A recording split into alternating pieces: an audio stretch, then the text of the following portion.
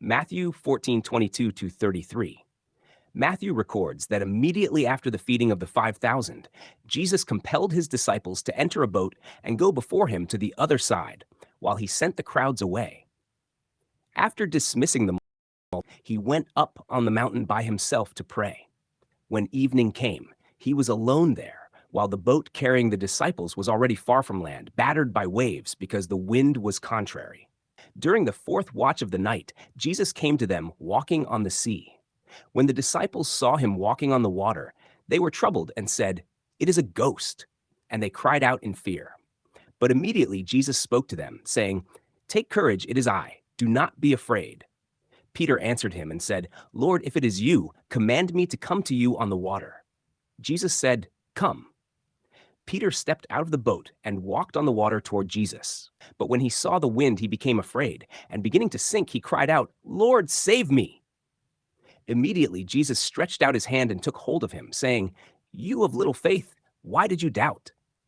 When they got into the boat, the wind stopped. Then those in the boat worshipped him, saying, "Truly you are the Son of God."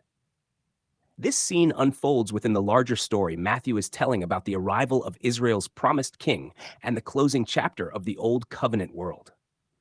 The miracles of Jesus are not merely displays of power, they are signs revealing his authority over creation and his identity as the one through whom the covenant promises were being fulfilled. The setting is significant. The Sea of Galilee had long represented instability and danger in the imagination of Israel.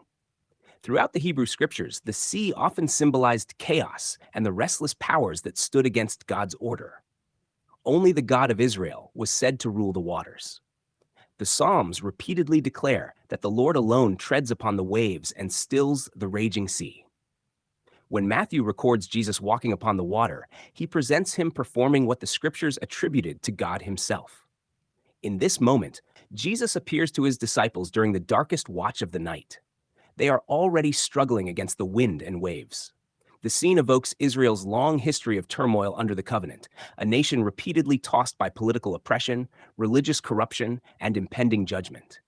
Yet in the midst of the storm stands the one who possesses authority over it. When Jesus speaks to them, he says, "It is I. Do not be afraid." The expression carries more weight than a simple identification. The language echoes the divine self-revelation found throughout Scripture, the declaration of the one who is. In the middle of the storm, Jesus identifies himself with the authority and presence of the covenant God. Peter's response reveals both recognition and uncertainty. He asks for a command to come out onto the water.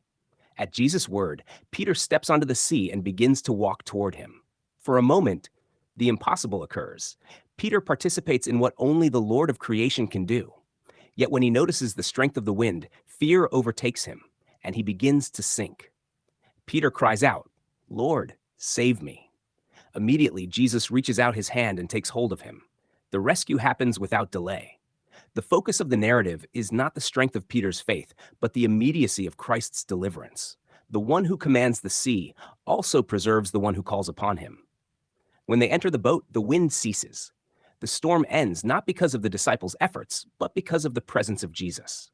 Those in the boat respond with worship, confessing, "Truly you are the Son of God." Matthew's gospel repeatedly builds toward this recognition.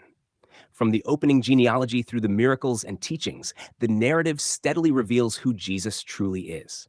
Here, on the sea, the disciples witness another confirmation that the authority of God himself is present in him. The scene also anticipates the greater transition that was approaching for Israel. The generation that heard Jesus' words stood at the end of an age marked by the covenant centered in the temple and the law. The turbulence surrounding the nation would soon culminate in the destruction of Jerusalem, the event that would bring that covenantal order to its conclusion. Within that approaching storm, the identity and authority of Jesus would be fully revealed as the one through whom God established a new and enduring reality. The miracle on the sea therefore stands as more than a dramatic event.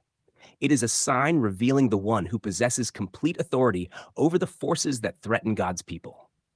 The winds obey him, the waves support him, and deliverance comes through his presence alone. The disciples' final confession summarizes the meaning of the event. Truly, you are the Son of God. In Matthew's account, this recognition forms another step in the unfolding revelation that the long-awaited fulfillment of God's covenant promises had arrived in the person of Jesus himself.